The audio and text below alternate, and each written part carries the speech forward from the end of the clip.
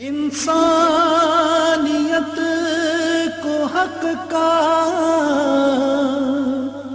اشارہ حسین ہے، کوثر ہے جس کے زیر اجارہ حسین ہے۔ سمجھو نہ صرف اس میں شہید رہے وفا، تا حشر حریت کا ارادہ حسین ہے۔ السلام علیکم ورحمۃ اللہ وبرکاتہ۔ الحمد للہ وکفی وسلام علی عباده الذین اصطفى، خصوصا علی سید المرسلین خاتم الانبیاء وعلى کمل اتباعه من الصدیقین والصالحین والشہداء، اما بعد، قال اللہ تعالی فی کلامہ المبین، اعوذ باللہ من الشیطان الرجیم، بسم اللہ الرحمن الرحیم، قل لا اسألکم علیہ اجرا الا المودۃ فی القربى، صدق اللہ مولانا العظیم۔ وقال تعالی فی مقام آخر، سلام علی الیاسین، صدق اللہ العظیم۔ ان اللہ وملائکتہ یصلون علی النبی یا ایہا الذین آمنوا صلوا علیہ وسلموا تسلیما، اللہم صل علی سیدنا شفیعنا حبیبنا مولانا محمد وعلی آل سیدنا محمد کلما ذکرہ الذاکرون وکلما غفل عن ذکرہ الغافلون۔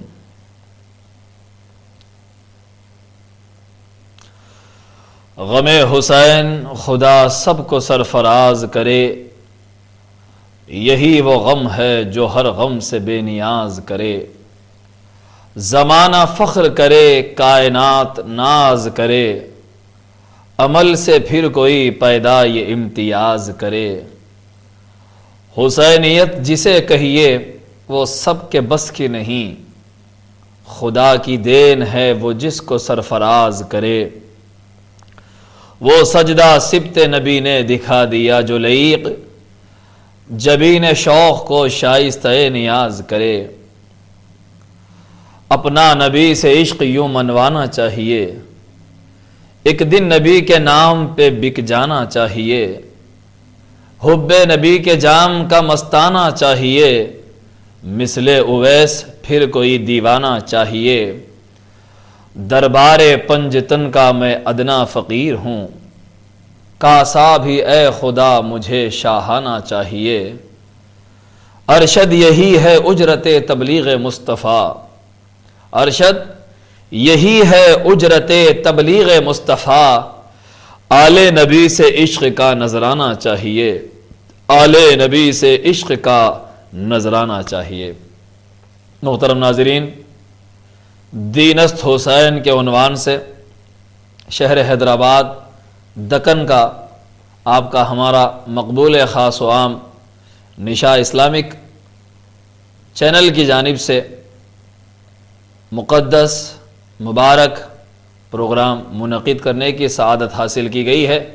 میں چینل کے ذمہ داران کا ممنون اور مشکور ہوں کہ اس خاکسار کو دینست حسین عنوان سے لب کشائی کا موقع فراہم کیا گیا ہے۔ رب کائنات نے بقول غالباً اقبال کے درد دل کے واسطے پیدا کیا انسان کو، ورنہ طاعت کے لیے کچھ کم نہ تھے کروبیاں۔ رب قدیر نے انسان کو ایک دل عطا فرمایا کہ جس میں سرور، فرحت، مسرت کے ساتھ حزن، ملال، غم، رنج کی کیفیات بھی ودیعت فرمائی، اور اس دل کو پابند کیا کہ تیری مسرت فطری ہے، لیکن کبھی اپنی مسرت کو شرعی حدود سے متجاوز نہ کرے اور کبھی اپنے غموں کو رب قدیر کی نعمتوں کو فراموش کرنے پر آمادہ نہ کرے۔ اللہ ہی نے دل کو سرور بخشا اور خوش ہونے کی کیفیت عطا فرمائی، غم زدہ ہونے کی کیفیت بھی رب قدیر نے عطا فرمائی۔ تو فرحت، غم یہ انسان کا فطری امر ہے اور اس کی فطرت سے متعلق ہے، لیکن رب قدیر نے بات جب محبت کی آئی تو ارشاد فرمایا، اپنے حبیب کی زبانی کہلوایا، ایمان کے لیے شرط یہ ہے کہ تم میرے حبیب سے محبت کرو۔ لا یؤمن احدکم حتی اکون احب الیہ من والدہ وولدہ والناس اجمعین، کہ میرے حبیب کی محبت اپنے باپ، بیٹے، ساری انسانیت سے زیادہ جب تک کسی کے دل میں محبت مصطفیٰ جاگزی نہ ہو جائے گی وہ صاحب ایمان نہیں کہلائے گا۔ جب وہ صاحب ایمان بن جاتا ہے تو اشد حبا للہ کی ثمرے سے اسے مشرف کیا جاتا ہے اور یہ نعمت اس کو عطا کی جاتی ہے۔ محبت مصطفیٰ سے ایمان ملتا ہے اور ایمان کے بعد اللہ کی محبت ملتی ہے۔ والذین آمنوا اشد حبا للہ۔ لیکن حاضرین محترم، یہ شرط حب مصطفیٰ فقط ذات مصطفی تک محدود نہ رہی، بلکہ رب قدیر نے اپنے حبیب کی نسبتوں کا اتنا پاس و لحاظ رکھا کہ کوئی فقط حبیب کی ذات سے محبت کرے اور ان کے منسوب جو ان سے منسوبات ہیں، ان کے منسوبین ہیں، کہیں ان سے فراموش نہ کر، ان کو فراموش نہ کر دے اور ان سے انحراف روگردانی نہ کر دے۔ اسی لیے ذات مصطفیٰ سے کامل وابستگی اور حقیقی نسبت رکھنے والی، جسے اہل بیت رسول اللہ، نبی کا گھرانہ اور نبی کی آل کہا جاتا ہے، پروردگار نے ان کی ذوات مقدسہ کا اتنا پاس اور لحاظ رکھا کہ اپنے حبیب کی زبانی کہلوایا، قرآن کی آیت کا مضمون بنا دیا۔ ارشاد فرمایا، اے حبیب آپ ارشاد فرمائیں، قل لا اسألکم علیہ اجرا، کہ لوگو میں نے جو تبلیغ رسالت کی ہے، میں نے تم کو گمراہی سے نکال کر ہدایت کی راہ عطا کی ہے، کفر و شرک ضلالت سے بچا کر توحید رسالت کا قائل بنایا ہے، کفر کے اندھیروں سے ایمان کا نور عطا کیا ہے، بے راہ روی سے بچا کر تم کو ایک راہ مستقیم عطا کی ہے۔ یہ جو میں نے تبلیغ کی ہے اس پر میں اجرت تم سے نہیں چاہتا، مال نہیں چاہتا، تخت نہیں چاہتا، حکومت نہیں چاہتا، جاہ نہیں چاہتا، حشمت نہیں چاہتا، مانگتا ہوں اللہ کے حکم سے مانگتا ہوں، اپنی مرضی سے بھی نہیں مانگتا، کیونکہ تم دے کیا سکتے ہو؟ تم جو کچھ دو گے اللہ کی قدرت کے خزانوں کے برابر تو دے نہ پاؤ گے۔ میرے حصول نعمت کا حال یہ ہے کہ تم جب بھوکے رہتے ہو چہروں پر نقاہت آ جاتی ہے، جب تم متواتر روزے رہتے ہو کمزور پڑ جاتے ہو، میں متواتر روزے رکھتا ہوں کمزور نہیں پڑتا، کیونکہ ابھی تو عند ربی یطعمنی ویسقینی، ارے لوگو میں رات اپنے رب کے حضور گزارتا ہوں، وہ مجھے کھلاتا ہے، وہی مجھے پلاتا ہے۔ جسے خدا کھلائے، جس کو اللہ پلائے، وہ کسی سے اجرت لینے کا کہاں سے مجبور ہوگا؟ کیا ضرورت ہوگی؟ چونکہ حکم رب قدیر نے دیا، قل اے حبیب آپ فرما دیجئے، لا اسألکم علیہ اجرا، میں تم سے اس تبلیغ رسالت پر اجرت نہیں مانگتا، الا، ہاں ایک چیز مانگتا ہوں، مگر المودۃ القربا، کہ میرے قرابت داروں سے محبت کرو، میرے قرابت داروں کی الفت اپنے دل میں بسا لو، ان سے محبت کرو۔ تو صحابہ کرام رضوان اللہ تعالی علیہم اجمعین نے عرض کی، یا رسول اللہ آپ کے قرابت دار کون ہیں؟ وہ کون سے قرابت دار ہیں؟ من قرابتک ہؤلاء الذین وجبت علینا مودتہم، وجبت علینا مودتہم، یا رسول اللہ کہ آپ کے وہ قرابت دار کون ہیں جن کی محبت ہم پر لازم کی جا رہی ہے؟ میرے آقا صلی اللہ علیہ وآلہ وسلم نے ارشاد فرمایا، علی و فاطمۃ والحسن والحسین، کہ لوگو وہ علی ہیں، فاطمہ ہیں، حسن ہیں اور حسین ہیں، میرے ساتھ ان چاروں کی یعنی ان پنج تنے پاک کی محبت تم پر لازم کی جا رہی ہے۔ تو حاضرین محترم، ہر خدا کی محبت کے دعوے دار کے لیے لازم ہے کہ وہ اللہ کے رسول سے محبت کرے، خدا کی محبت کامل ہوتی ہے۔ اور نبی کی محبت کے تکمیل کے لیے دعوی حب رسالت کی تکمیل کی شرط حب اہل بیت ہے، یعنی مولا علی سیدہ کائنات حسنین کریمین سلام اللہ علیہما کی محبت، نبی کی محبت کو کامل کرنے کے لیے ان کی محبت ہر مدعی ایمان کے لیے لازم کر دی گئی ہے۔ کوئی مفر نہیں، کوئی مکر نہیں ایک کلمہ گو کے لیے، جب تک ان کی محبت دل میں جاگوزی نہ ہو جائے کوئی صاحب ایمان ہو نہیں سکتا۔ چنانچہ حضرت عباس بن عبد المطلب رضی اللہ تعالیٰ عنہ ایک مرتبہ آقا کی خدمت میں حاضر ہوئے، یہ نسائی، حاکم اور بزار کی روایت ہے۔ حضرت عباس بن عبد المطلب آقا کی خدمت میں حاضر ہو کر عرض کرتے ہیں، یا رسول اللہ صلی اللہ علیہ وسلم، ان قریشا اذا لقوا بعضهم بعضا لقوهم ببشر۔ یا رسول اللہ، یہ قریش کے لوگ آپس میں جب ایک دوسرے سے ملتے ہیں بڑی محبتوں کے ساتھ، فرحت کے ساتھ، خندہ پیشانی کے ساتھ، خوشیوں سے ملتے ہیں۔ وَإِذَا لَقُونَا، اور جب ہم سے ملتے ہیں، لَقُونَا بِوُجُوهٍ لَا نَعْرِفُهَا، یا رسول اللہ جب ہم سے ملتے ہیں ان کے عجیب چہرے لا کر ملتے ہیں، چہرے عجیب ہو جاتے ہیں، چہرے بگڑ جاتے ہیں ان کے، یا رسول اللہ، یعنی کہ جو دل کی کیفیات بدلی ہوں، دل جب پاک نہیں ہوتا۔ حضرت راز الہ آبادی نے کہا، اے راز زمانے کو یہ راز بتا دینا، چہرہ بھی چمکتا ہے گر دل میں صفائی ہو۔ جب کوئی دل میں قدورت رکھ کر کسی سے ملتا ہے اس کا چہرہ متغیر ہو جاتا ہے، چہرہ اس کے قلبی کیفیات کی غمازی کرتا ہے، عکاسی کرتا ہے۔ عباس بن عبد المطلب نے انہی کیفیات کو دیکھ کر رسول پاک کی بارگاہ میں عرض گزار ہوئے، یا رسول اللہ، یہ قریش کے لوگ ایک دوسرے سے ملتے ہیں تو ہنستے کھیلتے ملتے ہیں، اچھے چہروں کے ساتھ ملتے ہیں، ہم سے ملتے ہیں اہل بیت سے، ہم سے مراد ہم اہل بیت آپ کے رشتہ داروں سے جب ملتے ہیں ان کے چہرے بگڑ جاتے ہیں۔ فغضب النبی صلی اللہ علیہ وسلم غضبا شدیدا، جب نبی نے یہ سنا، نبی کے اہل بیت کے ساتھ رویہ لوگوں کا یہ ہے، تو رسول پاک جلال میں آ جاتے ہیں، غضبا شدیدا، بہت زیادہ جلال میں آ جاتے ہیں، اور ارشاد فرمایا، واللہ لا يدخل قلب رجل الایمان حتی یحبکم للہ ولرسولہ ولقرابتی۔ اپنے چچا عباس سے رسول پاک نے فرمایا، اے چچا عباس، خدا کی عزت کی قسم ہے، خدا کی قسم، کسی انسان کے دل میں ایمان اس وقت تک داخل نہیں ہوگا جب تک کہ وہ آپ لوگوں سے محبت نہ کر لے، میری اہل بیت سے محبت نہ کرے، اللہ کے لیے، اللہ کے رسول کے لیے، اور اللہ کے رسول کی رشتہ داری کے پیش نظر نبی کے رشتہ داروں سے جب تک محبت نہ کر لے کسی کے دل میں ایمان داخل نہیں ہوگا۔ وہ عبادت گزار تو ہو سکتا ہے، نمازی تو ہو سکتا ہے، مسجد کو پابندی سے جانے آنے والا ہو سکتا ہے، دینی حلیہ اختیار کرنے والا ہو سکتا ہے، چہرہ متشرہ رکھا ہوا ہو سکتا ہے، کسی دارالافتاء میں بیٹھ کر فتوے دینے والا فتویٰ باز مفتی ہو سکتا ہے، وہ کچھ بھی ہو سکتا ہے، اہل بیت کی محبت نہیں ہے تو مومن نہیں ہو سکتا۔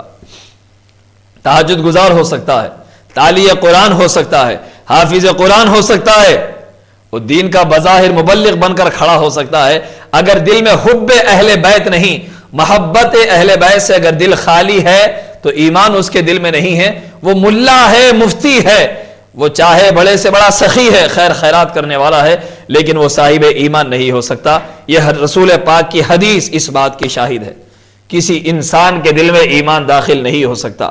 مزید امام حسن مجتبی علیہ السلام نے ارشاد فرمایا، آقا صلی اللہ علیہ وآلہ وسلم نے ارشاد فرمایا، طبرانی کی حدیث ہے، حسن مجتبی علیہ السلام راوی ہیں، الزموا مودتنا اہل البیت، آقا نے ارشاد فرمایا ہم اہل بیت کی محبت کو لازم کر لو، پکڑ لو، کامل وابستگی اختیار کر لو محبت اہل بیت کے ساتھ۔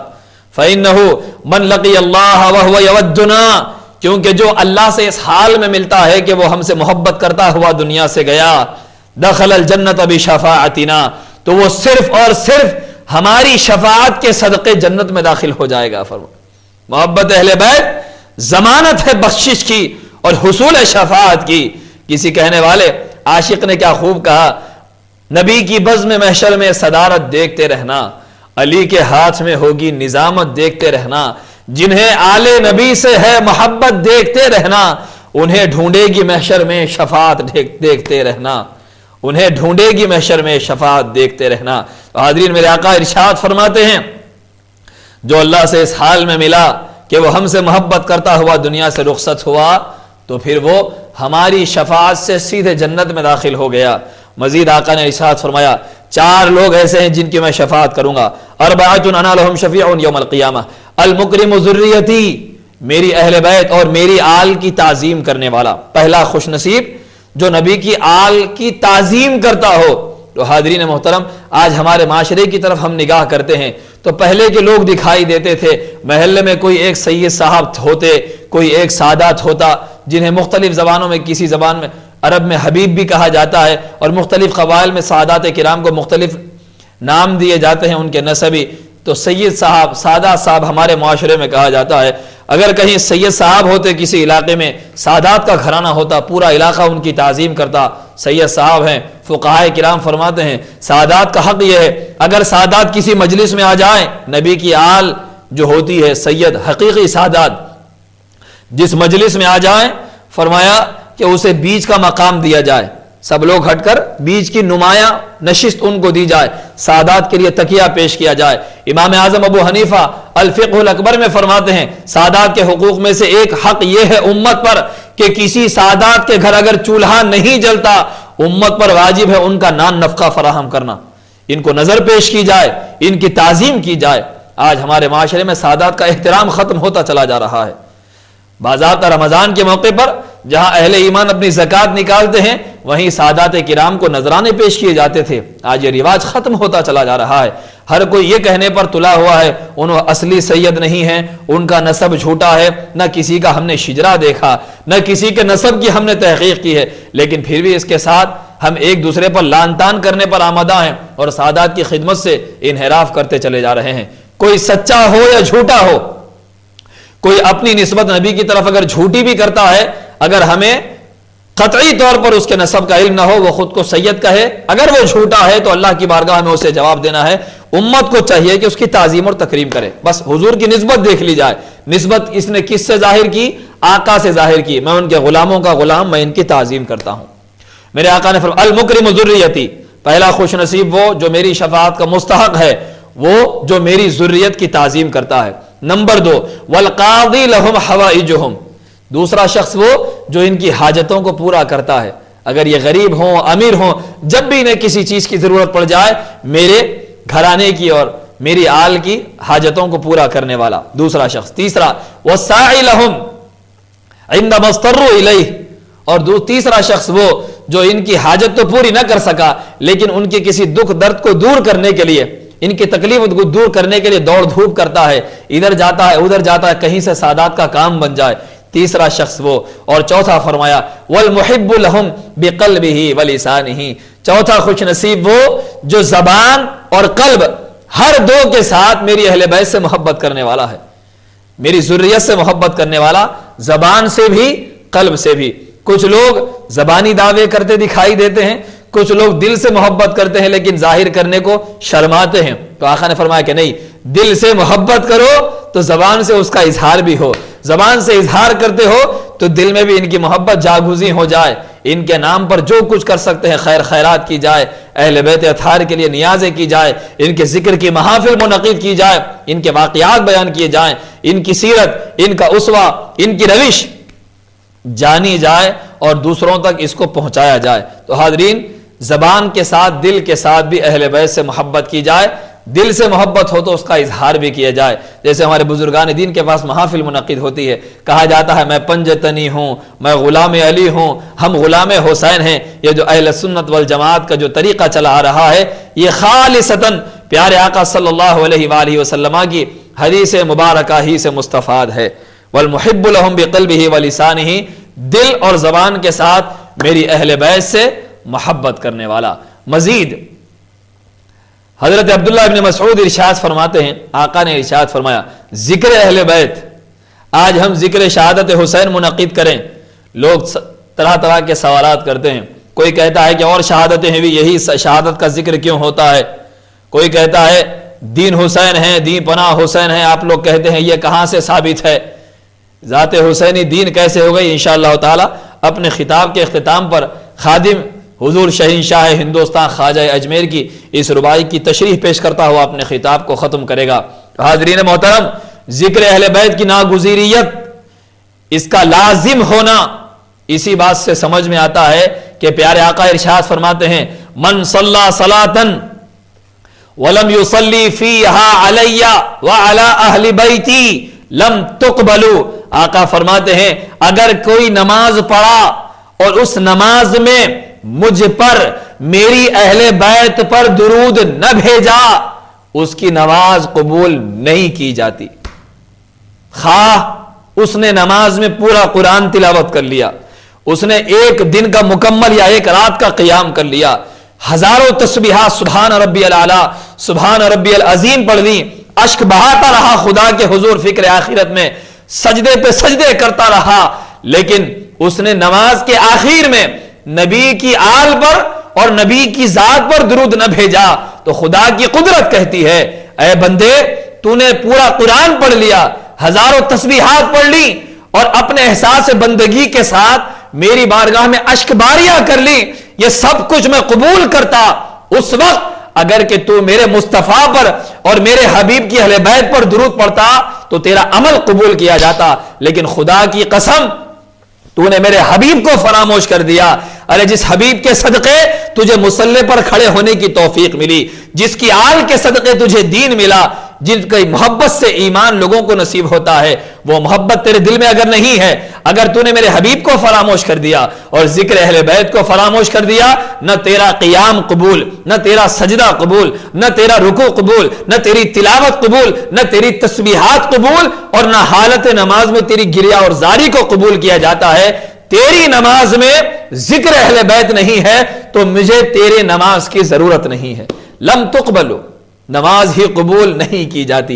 تو حاضرین محترم, ذکر اہل بیت سے تو نماز خالی نہیں ہے, ہماری مجلسیں جلسے تو دور کی بات ہے, اہل بیت کے ذکر سے کسی نمازی کی نماز خالی دکھائی نہیں دیتی. فرض ہو, سنت ہو, واجب ہو, حتیٰ کہ نماز جنازہ ہی کیوں نہ ہو, ہر نماز ذکر اہل بیت سے مزین کی گئی ہے. ان کے ذکر کے بغیر کوئی نماز نہیں پڑھ سکتا, تو پھر مجلسیں ان کے ذکر کے بغیر کیسے خالی ہو سکتی ہیں. تو حاضرین محترم, یہ ہے مقام اہل بیت. اب کیا بیان کیا جائے حاضرین محترم. امام جلال الدین سیوطی رحمت اللہ تعالی علیہ, آج ہم علی کی ذات کو مولا مددگار کہیں, جس کا میں مددگار علی, اس نبی پاک نے فرمایا من کنت مولاہ فہذا علی مولا, جس کا میں مولا علی اس کا مولا. جب یہ بات بیان کریں جس کا میں مددگار, اس کے معنی یہ ہیں حضور شیخ الاسلام امام انوار اللہ فاروقی بانی جامع نظامیہ رحمت اللہ تعالی علیہ نے مولا کے معنی مددگار کے کیے ہیں. جس کا میں مددگار علی اس کا مددگار ہے. میرا نبی ساری کائنات کا مددگار اور میرا علی بھی ساری کائنات کا مددگار ہے. اسی لیے یا علی مدد کے نعرے لگائے جاتے ہیں. کیوں لگائے جاتے ہیں؟ ارے جب غوث پاک کے نعرہ لگا کر لوگ اہل بصیرت نے دیکھا المدد یا غوث, بغداد سے ایک لمحے میں غوث پاک کی مدد پہنچتی ہے. ارے جس گھر کے بچوں کا یہ حال ہے اس گھر کے بابا علی کا کیا حال ہوگا. ناظرین کرام, مولا علی شیر خدا کرم اللہ وجہہ الکریم سیدہ کائنات فاطمہ الزہرا سلام اللہ علیہا اہل بیت نبوت کی عظمت کا یہ حال ہے کہ امام جلال الدین سیوطی رحمت اللہ تعالی علیہ تفسیر الدر المنصور میں فتلقى آدم من ربہ کلمات فتاب علیہ, حضرت آدم کے توبہ کی قبولیت کا واقعہ جو بیان فرمایا ہے تفسیر الدر المنصور میں, اور حیدرآباد دکن کے محدث عبداللہ شاہ صاحب رحمت اللہ تعالی علیہ نے شہادت نامہ کتاب میں اس واقعے کو نقل کیا. قدر اختلاف کے ساتھ مفہوم اور مضمون اس کا بیان کرنے کی سعادت حاصل کر رہا ہوں کہ حضرت آدم علیہ السلام, اس روایت سے پہلے ایک اور روایت حضرت محدث دکن اس کی تفصیل پیچھے سے لاتے ہیں کہ حضرت آدم علیہ السلام اور بی بی حوا سلام اللہ علیہا جنت میں ایک محل میں آپ لوگ جب داخل ہوئے, کیا دیکھتے ہیں؟ وسیع و عریض آنکھوں کو خیرہ کرنے والا ایک محل ہے. اس محل میں ایک شاندار نورانی خاتون کی تصویر لگی ہوئی ہے. حضرت آدم علیہ السلام نے جب ملاحظہ کیا, جبریل امین سے پوچھا کہ اے جبریل یہ کون خاتون ہے جس کے سر پر ایک تاج ہے, گلے میں ایک ہار ہے, کانوں میں 2 جھمکے ہیں, چہروں کی نورانیت آنکھوں کو خیرہ کر رہی ہے, یہ مقدس تصویر کس خاتون کی ہے؟ تو حضرت جبریل علیہ السلام نے عرض کی اے اللہ کے صفی, اے حضرت آدم, یہ تصویر خاتون جنت, مالکنی یہ 2 جہاں, شہنشاہ کون و مکان محمد عربی صلی اللہ تعالی علیہ وآلہ وسلم, نبیوں کے سردار کی بیٹی ہوں گی. یہ فاطمہ الزہرا سلام اللہ علیہا کی شبیہ مبارک ہے. ان کے سر پر جو تاج ہے وہ ان کے والد محمد الرسول اللہ ہیں. ان کے گلے میں جو ہار ہے وہ ان کے شوہر ہوں گے جو علی مرتضی ہوں گے, اور ان کے کانوں کے 2 جھمکے ہیں یہ حسنین کریمین ان کے 2 شہزادے ہوں گے. کہا اور فرمایا کہ اے آدم ان ناموں کو یاد کر لیجئے, ایک دن آپ کو ان ناموں سے کام پڑنے والا ہے. اللہ اکبر کبیرہ. اے آدم آپ کو ایک دن ان ناموں سے کام پڑنے والا ہے. حضرت آدم نے ان ناموں کو یاد رکھ لیا, خطا ہو گئی, نسیان ہو گیا, زمین پر بھیج دیے گئے. بی بی حوا ایک طرف, حضرت آدم زمین پر دوسری طرف. 300 برس روتے رہے, اللہ کے حضور گریہ اور زاری کرتے رہے, توبہ قبول نہ ہوئی. بالآخر فَتَلَقَّى آدَمُ مِن رَبِّهِ كَلِمَاتٍ فَتَابَ عَلَيْهِ. حضرت آدم کے قلب مبارک پر القاء ہوتا ہے کچھ کلمات کا. وہ کلمات کیا ہیں؟ کچھ لوگ صرف ربنا ظلمنا کہہ کر رک جاتے ہیں, لیکن ساری روایتیں ایک جگہ جمع نہیں کی جاتی. حاضرین محترم, ایک روایت یہ ملتی ہے اللہم انی اسألک بحق محمد, اے اللہ محمد کے صدقے دعا مانگتا ہوں, یہ بھی روایت صحیح. ربنا ظلمنا کی روایت بھی صحیح. اور یہ روایت آپ ملاحظہ فرمائیں, حضرت آدم نے ہاتھ اٹھائے, 300 برس کے بعد یاد آیا جنت میں جو تصویر دیکھی تھی, ہاتھ اٹھا کر دعا کیے. تفسیر در منصور کے مطابق عرش کے نیچے 5 نورانی قندیلیں حضرت آدم نے دیکھی تھی, تب وہ نام آپ کو یاد دلوائے گئے تھے. قدر اختلاف ہے لیکن نام تو وہی تھے. حضرت آدم نے ہاتھ اٹھائے, رب قدیر کے حضور دعا فرمائی, اے محمود محمد کے صدقے, اے فاطر فاطمہ کے صدقے, اے اعلی علی کے واسطے, اے محسن حسنین کے لیے میری خطا کو معاف فرما دے. اللہ اکبر. حاضرین محترم, دست نبوت ہے, آدم خدا کے نبی ہیں, کائنات بشریت کے بانی ہیں, جن کے صلب سے ساری انسانیت چل پڑنے والی ہے. سارے نبیوں کے نبی, سارے نبیوں کے باپ, ساری انسانیت کے باپ ابو البشر حضرت آدم علیہ السلام کے ہاتھ اٹھے ہیں. تو حاضرین ناظرین کرام, دعا کے لیے ہاتھ اٹھائے. ہوا کیا؟ اللہ تعالیٰ نے پوچھا اے آدم تم نے ان کو کیسے پہچان لیا؟ انہوں نے کہا مولا مجھے یاد آ گیا, مجھے حکم دیا گیا تھا ان ناموں کو یاد کر لو, آج مجھے وہ نام یاد آ گئے ہیں. کہاں سے یاد آئے؟ اللہ ہی نے یاد دلائے تھے. 300 برس حضرت آدم روئے. تو حاضرین محترم ناظرین کرام, اللہ تعالیٰ نے آگے ارشاد فرمایا اے آدم تم نے جن ناموں کا واسطہ دیا ہے, اگر ان ناموں کے واسطے سے اپنی ذات تو کیا, اگر قیامت تک کی انسانیت کی مغفرت کی دعا آپ کرتے, میں ان 5 ناموں کے حرمت کے پیش نظر ساری انسانیت کو بخش دیتا. اللہ اکبر کبیرہ. اللہم صلی علی سیدنا محمد وعلی آل سیدنا ونبینا ومولانا محمد وبارک وسلم. صلی اللہ علی النبی الامی وآلہ صلی اللہ علیہ وسلم. ناظرین کرام, کتنی بڑی بشارت تھی. غور فرمائیں, 300 برس خدا کا نبی آدم علیہ السلام روتے رہے. اللہ کو اگر منظور تھا اسی روز دل میں ڈال دیتے. 300 برس کے بعد ڈالا جا رہا ہے تاکہ دنیا کو یہ بتا دیا جائے کہ اگر 300 برس بھی کوئی روتا رہے اور بغیر وسیلے کے اللہ سے دعا کرے تو اللہ تعالیٰ وسیلے کے بغیر دعا کو قبول نہیں کرتا. اور کائنات کی سب سے پہلی دعا, یہ دعا سب سے پہلی دعا ہے ناظرین کرام, سب سے پہلی دعا ہو رہی ہے, اور وہ بھی پنجتن پاک کے وسیلے سے دعا ہو رہی ہے. دعا مانگنے والا کوئی امتی نہیں ہے, سارے نبیوں کا باپ ابو البشر آدم علیہ السلام ہے, اور واسطہ دے رہے ہیں پنجتن پاک کا. اب ان کی عظمت کو کون سمجھے؟ ان کے درجات, مراتب اور فضائل پر لوگ گفتگو کر کے اہل بیت کی عظمت کو گھٹانے کی کوشش کرتے ہیں. ناظرین کرام, ان کی عظمت کو کون سمجھے؟ وہ بصارت, وہ فہم و ادراک, وہ بصیرت کسی کو عطا ہی نہیں کی گئی ہے. جن کو ان کی بصیرت ملتی ہے تو خدا کے حضور ہاتھ اٹھا کر ان کے وسیلوں سے بخشش مانگا کرتے ہیں. وہ بصیرت اور وہ بصارت صرف منصب نبوت کے اہل کو عطا کی جاتی ہے. حضرت آدم نبوت کے منصب پر فائز ہیں. مولا علی شیر خدا نبی نہیں ہے, سیدہ کائنات نبی نہیں ہے, حسنین کریمین نبی نہیں ہے. پھر حضرت آدم کا ان کے وسیلے سے دعا مانگنا کیا بتاتا ہے کہ یہ 5 نفوس نبوت کے درجے پر فائز تو نہیں ہے, لیکن خدا کی بارگاہ میں ان کو وہ مقام, وہ قربت اور اللہ رب العزت کی بارگاہ میں وہ عزت عطا کی گئی ہے کہ اہل نبوت, منصب نبوت پر فائز نفوس قدسیہ اس بات کے معترف ہیں, اگر خدا ناراض ہو اسے اگر منوانا ہو تو ان 5 کا وسیلہ لینا ہوگا. یہ 5 نام وہ ہیں ان کا وسیلے سے نبی بھی اگر دعا کر دے اللہ تعالیٰ ان ناموں کی لاج رکھ لیتا ہے. ارے جب نبی اس کے وسیلے سے دعا کریں تو امتیں کب ان سے بے نیاز ہو سکتی ہیں, غلام ان سے کب بے نیاز ہو سکتے ہیں. ناظرین کرام, حضرت آدم علیہ السلام نے اس رمز کو آشکار فرما دیا ہے, عقدہ کشائی کر دی. لوگوں, کائنات میں پہلی بار استغفار کیا جا رہا ہے. اپنی اولاد کو حضرت آدم نے تعلیم فرمائی کہ اے میری صلب سے پیدا ہونے والے انسانوں, دنیا میں سب سے پہلی بار استغفار ہو رہا ہے. عالم بشریت میں پہلی بار اللہ سے مغفرت مانگی جا رہی ہے تو پنجتن کے وسیلے سے مانگی جا رہی ہے. ارے سب سے پہلی بخشش ہوئی ہے وہ بھی پنجتن کے وسیلے سے ہوئی ہے, اور سب سے آخر میں یوم قیامت بھی لوگوں کو بخشش نصیب کی جائے گی, عطا کی جائے گی, وہ بھی پنجتن پاک کے صدقے میں عطا کی جائے گی. ناظرین کرام, یہ ہے مقام اہل بیت سلام اللہ علیہم, لاکھوں سلام ہو ان کی بارگاہ میں. اللہ تعالیٰ نے کلام مجید میں فرمایا سلام علی الیاسین, الیاسین پر سلام ہو, الیاسین پر سلام ہو. آج حسن علیہ السلام کہو سینوں پر سانپ لوٹ جاتے ہیں, حسین علیہ السلام, فاطمہ سلام اللہ علیہا, علی شیر خدا علیہ السلام کہیں. لوگ کہتے ہیں یہ تو غیروں کا طریقہ ہے, ہمارا طریقہ نہیں ہے, یہ تو غیروں کا وتیرہ ہے, ان کا طریقہ ہے, ان کی عادت ہے. حضرت عبداللہ ابن عباس نے قرآن کی اس آیت پر سلام علی الیاسین کی تفسیر میں فرمایا سلام علی الیاسین, اللہ نے کہا الیاسین پر سلام ہو.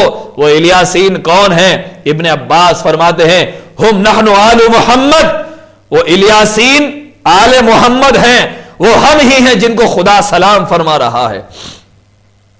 کوئی کلمہ گو ان کو علیہ السلام کہے نہ کہے, کوئی فرشتہ ان کو سلام کہے نہ کہے, خدا نے تو کلام مجید میں ان پر سلام فرما دیا ہے سلام علی الیاسین. اب قیامت تک ہر قرآن پڑھنے والا ان پر سلام بھیجتا رہے گا.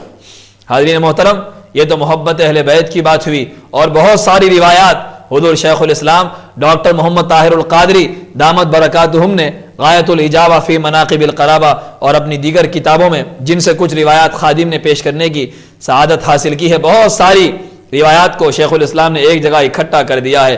علامہ اسماعیل حقی رحمۃ اللہ علیہ تفسیر روح البیان میں ارشاد فرماتے ہیں اسی آیت مقدسہ کی تفسیر میں من مات علی حب آل محمد صلی اللہ علیہ وسلم مات مؤمنا, من مات علی حب آل محمد صلی اللہ علیہ وآلہ وسلم مات شہیدا, من مات علی حب آل محمد صلی اللہ علیہ وسلم بشرہ ملک الموت بالجنہ. ارشاد فرمایا کہ جو اہل بیت کی محبت پر مرا وہ ایمان اپنے ساتھ لے کر جاتا ہے. ایمان کی کوئی گارنٹی نہیں ہے, اپنے ساتھ کوئی لے کر جائے گا. حجت الاسلام امام غزالی فرماتے ہیں یقیناً اہل ایمان کو شفاعت نصیب ہوگی اور وہ بخشے جائیں گے, لیکن اس بات کی کوئی گارنٹی نہیں ہے کہ کوئی اپنا ایمان ساتھ لے کر جائے گا. شیطان آ جاتا ہے نزا کے وقت, سکرات کے عالم میں شیطان کی عیاریاں پوری توانائی کے ساتھ آپ سے متصادم ہوتی ہے.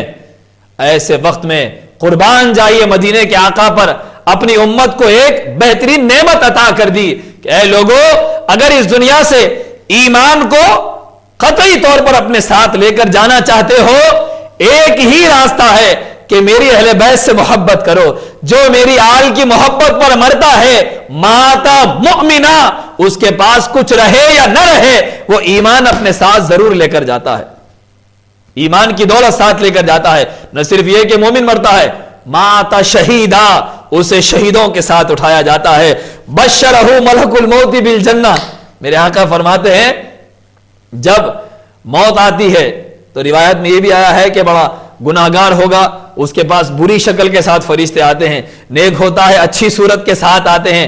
ملک الموت ہر کسی کے پاس آتے ہیں, لیکن جب محب اہل بیت کا چاہنے والا, علی کا, فاطمہ کا, حسن حسین علیہم السلام کا, پنجتن پاک کا چاہنے والا جب کوئی مرتا ہے, میرے نبی نے بشارت فرمائی ہے, عطا کی ہے, یہ مجدہ جاں فضا سنایا ہے, اہل بیت کے چاہنے والوں تم مومن مرو گے, شہادت کے درجے پر تمہیں اٹھایا جائے گا. اور سنو, جب تمہاری روح کھینچنے کے لیے ملک الموت تمہارے گھر آئے گا, صرف روح لے کر نہ جائے گا, بشرہ ملک الموت بالجنہ, پہلے تم کو خوشخبری سنا دے گا, اے دنیا سے رخصت ہونے والے تو اہل بیت کی محبت پہ مر رہا ہے، تو غم نہ کر، تجھے یہاں سے سیدھا جنت میں لے جایا جا رہا ہے۔ یہ بشارت دے کر ملک الموت جاتے ہیں۔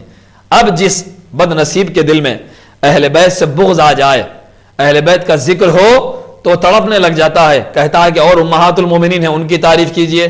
جب علی کی تعریف ہوتی ہے سال بھر کبھی خلفائے راشدین یاد نہیں آتے، علی علی نعرہ حیدری یا علی لگتا ہے، بولتے ہیں کہ نہیں بھائی خلفائے ثلاثہ کی تعریف کرو، حضرت ابوبکر پہلے خلیفہ ہیں، پھر حضرت عمر ہیں، حضرت عثمان ہیں، سال بھر کبھی خلفائے ثلاثہ یاد نہیں آتے۔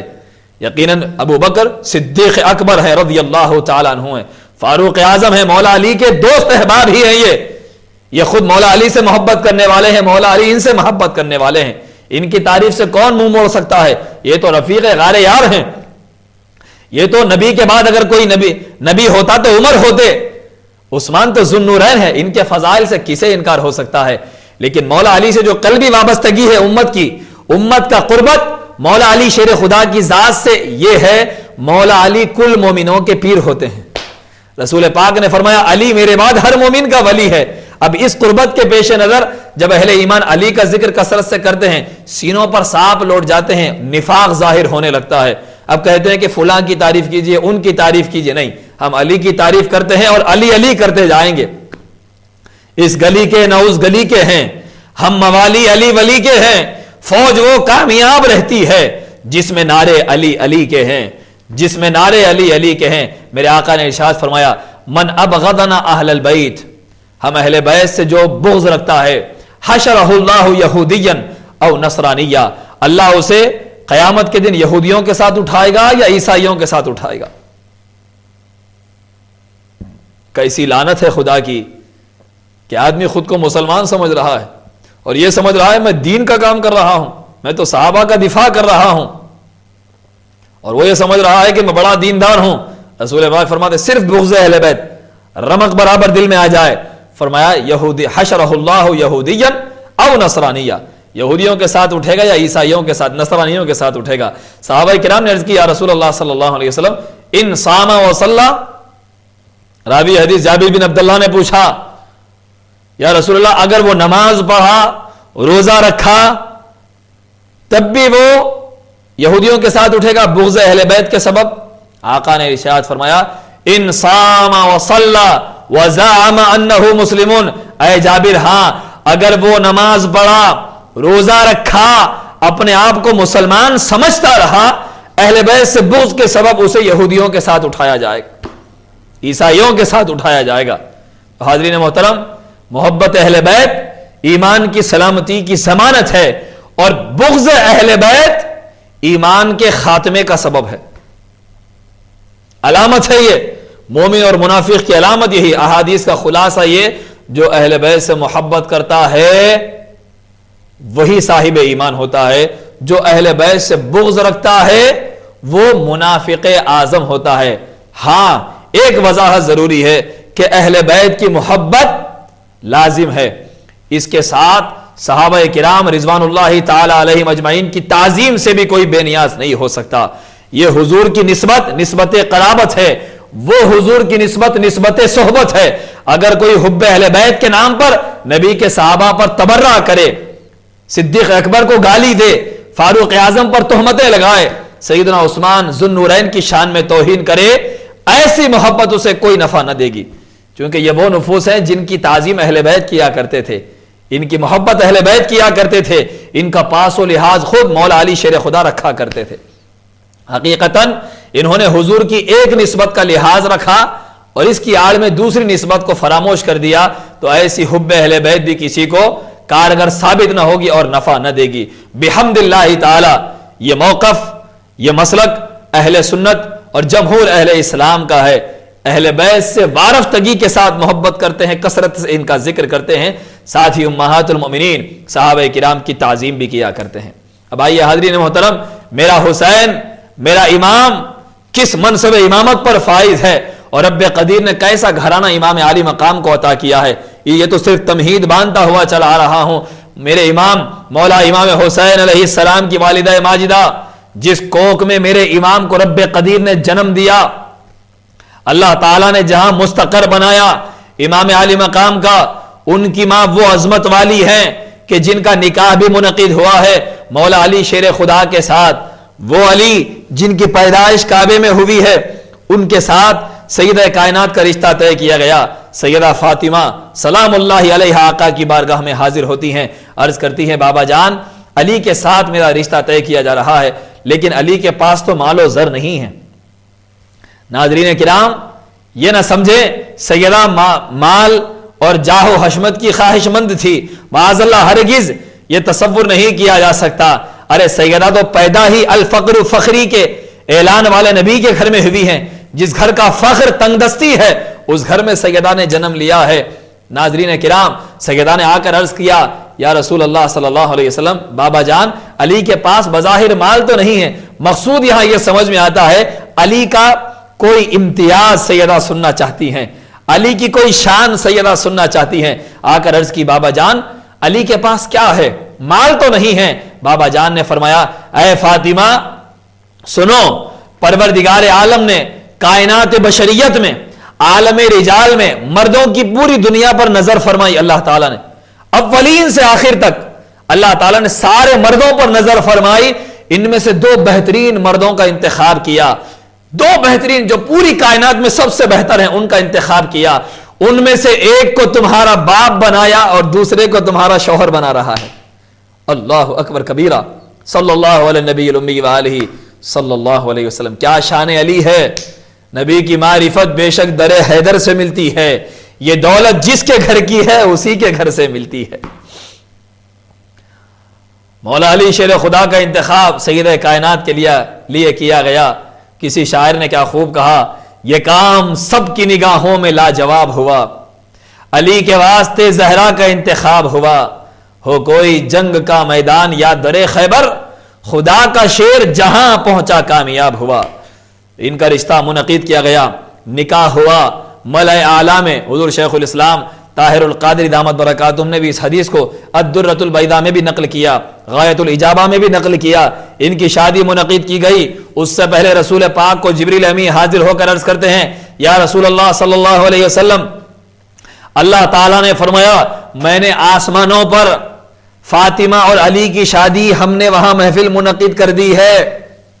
ناظرین کرام معمولی بات نہیں ہے، ملأ اعلیٰ میں عالم نور میں اللہ دعوتی بن رہے ہیں، کس کی شادی کے؟ فاطمہ اور علی کی شادی کے۔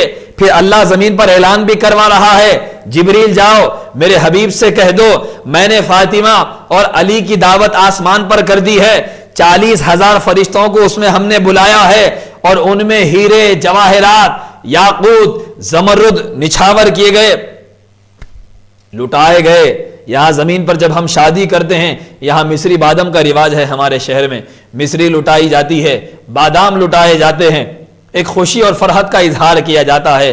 تو رب قدیر نے اپنی شان کے مطابق آسمانوں پر شادی منعقد کی، جبریل بھی اس دعوت میں ہیں، 40,000 فرشتوں کی شرکت ہوئی ہے، وہاں ہیرے جنت کے موتی لٹائے گئے ہیں۔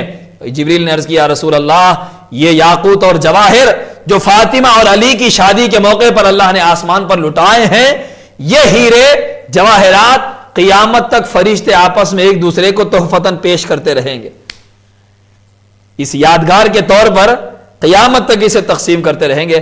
اب اللہ نے فرمایا ہے کہ آپ زمین پر بھی سیدہ فاطمہ مولا علی شیر خدا کا نکاح آپ زمین پر منعقد فرما دیں۔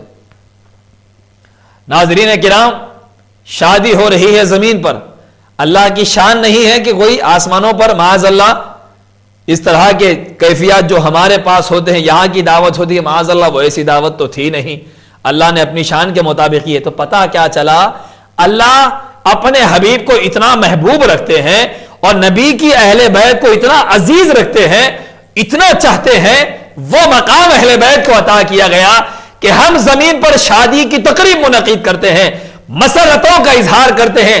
اللہ کسی قانون کا پابند نہیں ہے، اس کی شان بے نیاز ہے، بے نیازی رکھنے کے باوجود رب قدیر نے اپنے حبیب کو فرحت فراہم کرنے، ان کی دل جوئی کے لیے آسمانوں پر ان کی شادی کی دعوت خدا نے کر دی ہے کوئی ایسی شادی اور آسمان پر خدا دعوت کرے، فرشتوں کی شرکت ہو، ناظرین کرام یہ دعوت خدا نے کی ہے، دنیا کو بتایا کہ یہ اہل بیت رسول اللہ، یہ جو شادی ہو رہی ہے اس شادی سے کوئی عام بچے پیدا ہونے والے نہیں ہیں، میرے دین کو زندگی عطا کرنے والے حسن اور حسین جنم لینے والے ہیں۔ مرج البحرین یلتقیان بینہما برزخ لا یبغیان یخرج منہما اللؤلؤ والمرجان، ان دو نہروں سے حسن اور حسین کے موتی جنم لینے والے ہیں۔ تو ناظرین کرام سیدہ کائنات حسین کی ماں کی عظمت کا یہ حال ہے، ان کی شادی آسمانوں پر منعقد ہوئی ہے۔ اب ادھر کائنات کے آقا میرے آقا صلی اللہ علیہ وآلہ وسلم نے اپنی بیٹی مالکن یہ دو جہاں بی بی فاطمہ سلام اللہ علیہا کو ارشاد فرمایا، یا فاطمہ ان اللہ یغضب لغضبک ویرضی لرضاک۔ اس سے پہلے بھی ارشاد ہوا فاطمہ بضعۃ منی، فاطمہ میرا ٹکڑا ہے، جگر کا ٹکڑا نہیں، فاطمہ میرا حصہ ہے، میرا ٹکڑا ہے۔ فمن ابغضھا ابغضنی، جس نے فاطمہ کو ناراض کیا اس نے مجھے ناراض کیا۔ ناظرین کرام اندازہ لگائیں، میدان کرب و بلا میں سیدہ کائنات کی روح جلوگر ہے، یزیدی ان کی بچیوں کو تماچے مار رہے ہیں، خیمے جلا رہے ہیں، سیدہ راضی ہوئی کہ ناراض ہوئی؟ ہر عقل اندازہ کر سکتی ہے، کامن سینس کی بات ہے، ہر ذی عقل بخوبی جانتا ہے۔ پھر فاطمہ نہ صرف اولیاء کی ماں ہیں بلکہ حسنین کریمین کی ماں ہیں، جو راست ان کی اولاد ہے، ان کے ساتھ سلوک فاطمہ کائنات سیدہ کائنات سلام اللہ علیہا کی روح مقدسہ میدان کربلا میں جلوگر تھی اور بچش میں خود ملاحظہ فرما رہی تھی۔ مزید ناظرین کرام آقا نے صرف یہی بات ختم نہ کی، فمن ابغضھا ابغضنی، جس نے فاطمہ کو ناراض کیا اس نے مجھے ناراض کیا۔ مزید ایک حدیث پاک میں آقا نے ارشاد فرمایا، حاکم اور طبرانی کی روایت ہے، میرے آقا نے ارشاد فرمایا، اے فاطمہ سنو، ان اللہ یغضب لغضبک ویرضی لرضاک، اے فاطمہ جب تم ناراض ہوتی ہو اللہ ناراض ہو جاتا ہے، جب تم خوش ہوتی ہو تو اللہ خوش ہو جاتا ہے۔ اللہم صلی علی سیدنا محمد وعلی آل سیدنا محمد وبارک وسلم۔ ناظرین کرام سیدہ کائنات کو صرف حسنین کی ماں ہونے کا شرف دے کر ان کی عظمتوں کی انتہا نہ کی گئی، بلکہ یہ فاطمہ کے مقام کو آشکار کیا گیا اور سیدہ کی عظمت کا یوں اظہار کیا ان کے بابا جان نے، اے فاطمہ جب تم ناراض ہوتی ہو تو اللہ ناراض ہوتا ہے، اللہ اکبر، جب تم خوش ہوتی ہو اللہ خوش ہوتا ہے۔ دنیا والو حسین کی ماں کو صرف ایک چھوٹے سے حجرے میں ٹوٹے پھٹے بوریے پر پیون لگا لباس پہننے والی فاقہ کش رہنے والی خاتون نہ سمجھو، خدا کی عزت کی قسم فاطمہ کے تقدس کا یہ حال ہے۔ وہ 3 دن کی بھوکی پیاسی فاطمہ ایک چٹائی پر بیٹھ کر اگر کوئی ان کے دل کو تکلیف پہنچائے، زمین پر بیٹھی فاطمہ ناراض ہوتی ہے اور ملأ اعلیٰ میں عالم لامکاں میں رہا خدا فاطمہ کو دیکھ کر غصے میں آ جاتا ہے، فاطمہ کی خوشی کو دیکھ کر خدا خوش ہو جاتا ہے۔ وہ کسی قانون کا پابند نہیں ہے لیکن اس کے باوجود فاطمہ سلام اللہ علیہا کی ذات خدا کو اتنی محبوب ہے کہ یہ جب خوش ہوتی ہے اللہ خوش ہوتا ہے۔ کون سمجھے مقام سیدہ کائنات کو؟ اب کون سمجھے سیدہ کی عظمتوں کو؟ کون ادراک کر سکے ان مراتب کا؟ کوئی اندازہ نہیں لگا سکتا۔ ناظرین کرام یہ مقام مالک نے یہ دو جہاں فاطمہ سیدۃ نساء العالمین، سیدۃ نساء اہل الجنہ کی بشارت دی گئی۔ فاطمہ سارے عالم کے عورتوں کی سردارہ ہیں، تمام اہل جنت کی سردارہ ہیں۔